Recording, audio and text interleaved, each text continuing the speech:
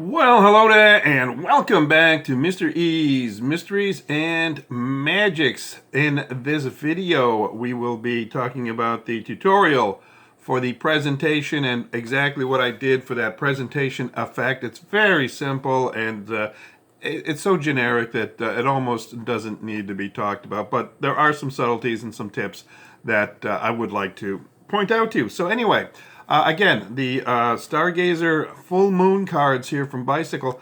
I mentioned in the last video how slick and slippery they were.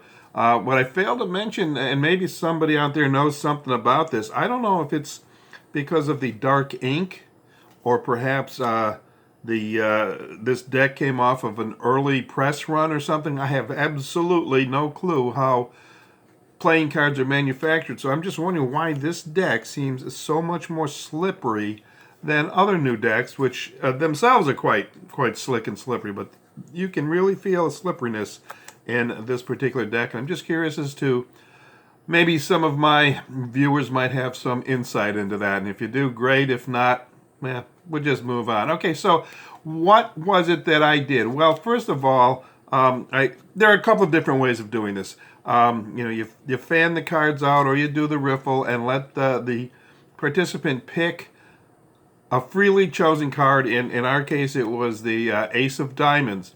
Now, the whole point of this, the whole secret to it is key card. Okay, you may have noticed when I did the demonstration video, I kind of flashed a little bit. The 10 of clubs was my key card. Now, again, like I said, you can do this several different ways. One way is to use the key card from the bottom. Take a peek at the bottom of the deck and use that as your key card. You have two choices here. One choice is to simply do the shuffling yourself, so that the control is that you don't lose the key card off the bottom of the deck. Okay, you can do it yourself, or you can take another approach and let your participant shuffle the cards themselves, and then take a peek at the bottom of the deck somehow very subtly, and then you will know the key card. What I did was I had them pick the card, and we'll just, again, our key card was the 10 of clubs, so I had them pick the card from the middle of the deck, held the deck open, they looked at their card, they put the card right back in the middle, and as they were doing that, now you may have, again, seen as I flashed it a bit on the demo video, I took a quick peek at the 10 of clubs, and then you put it right back on top. That's it. The whole trick, the whole effect is a simple key card effect. That's all there is to it. And then you tell, well, let's move on to the rest of the routine here, and I'll show you exactly what I did, again, just to remind you, because it's all in the show. It's all in the entertainment. After getting the cards back, I immediately did a spread. Now, you want to kind of do the spread slowly so you can find your key card. And you know that key card is in there somewhere, and there it is right there. All right? You want to give yourself a chance to find the key card. If your key card is in the middle of the deck, which it usually will be, you can kind of figure that the card itself will be somewhere in the middle of the spread.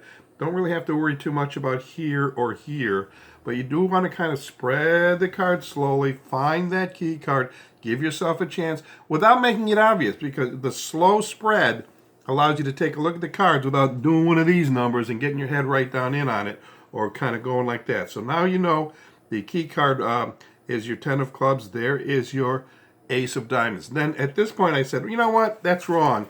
I'm going to pick the cards up, and I am going to let you shuffle the deck, okay? And again, you can now forget the key card. You don't need to know that any longer. You just have to remember the Ace of Diamonds.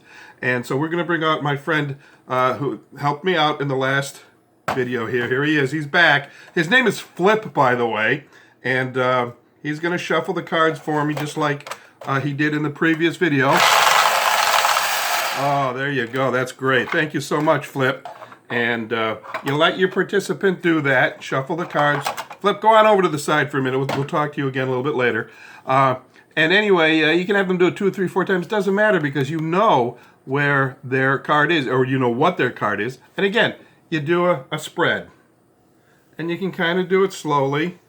And as it so happens, the card is way over here on this side. So you tell your participant, I am going to read deep inside your mind. I want you to think of your card.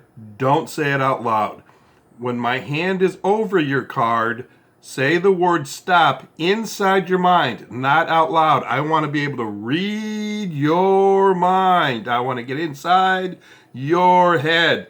And, you're going to freak them out a little bit like that. Now, in this case, the card is way over here. It doesn't matter where the card is. It's okay if it's over there. But when you get to the point where their card is, you kind of want to go back and forth a little bit. Now, in this case, because it's way over here, you might want to do a slow pass over the whole thing. And if it's at one far end, if it's at this end, that's fine. You can kind of do that. And then, because it's right at the beginning, maybe a slow pass back. And they're saying stop again. And now you say, oh, okay, I can feel. Now, whether you do it this way and then do the thing here, or you do the back and forth movement over their card, right? Believe it or not, it seems that just kind of going back and forth like this a little bit is about the same, takes about the same amount of time as it does for them to say stop in their head. So it seems like they are really telling you where their card is. So again, doesn't matter whether you do it first because it's over here, or in the middle if you find it here, wherever. Again, I would only do this kind of thing only if the card is way at the beginning. Really, one pass is generally necessary.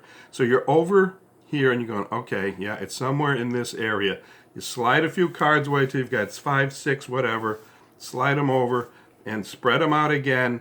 And of course, this is all just mumbo jumbo. All just mumbo jumbo. Say stop again when my hand is over your card. Da da da da da. And of course, you're going to stop it right over the card that you know is theirs. And you're going to say, is that your card? Okay. Simple key card effect. That's the secret. Nothing more to it than that. But it's the effect, the idea that you're, doing this thing. I'm inside your head. I like to finish up by saying, yes, indeed, I was deep inside your head, and I was right in there amongst everything that's inside your head, but don't worry about it. It's completely empty. I came out with nothing but the ace of diamonds. Everything else was a blur. In fact, there wasn't even a blur there. You can kid with them about that kind of thing. So that's it. That's it. Just take whatever simple secret you have for a magical effect and make a story out of it. It's all in how you present it. Yeah, you can do the kind of thing. Yeah, all right. There's your, let's see, let's get the ace of diamonds here. You could do something like, oh, okay, we're going to go through your card. There's, oh, you found the key card. And here's your card. Ta-da! But there's nothing to that, all right? You want to make a show out of it. You want to make a story out of it. And that's it. And I hope you enjoyed that. Remember the tips. Go slowly. Make the spread slow and take the time to be able to look at where the key card is and all that kind of stuff. And that's all there is to it. And of course, you can do this with so many different kinds of secrets to pick out the card. And now with that, I'm going to bring my friend Flip back and let him play a little bit here. Do you want to play with the cards a little bit there, Flip? Oh yes, I like to play the cards. It's all I have to do. I like play the cards. People, I'm sorry, you're going to have to put up with Flip. It's the only thing he likes to do, and that's because my friend Flip here is probably about as dumb as a toaster. I hear that. I am dumber than a toaster. Okay, Flip, thank you very much. Have some fun. Oh, Flip, you're so good. Thank you very much. All right. There you go. That's me, my friend Flip. And that is a little lesson in how to present a very simple trick so that it is entertaining and fun for your audience. And on top of everything else, when you do it right, it just leaves them baffled. Okay, Flip, settle down.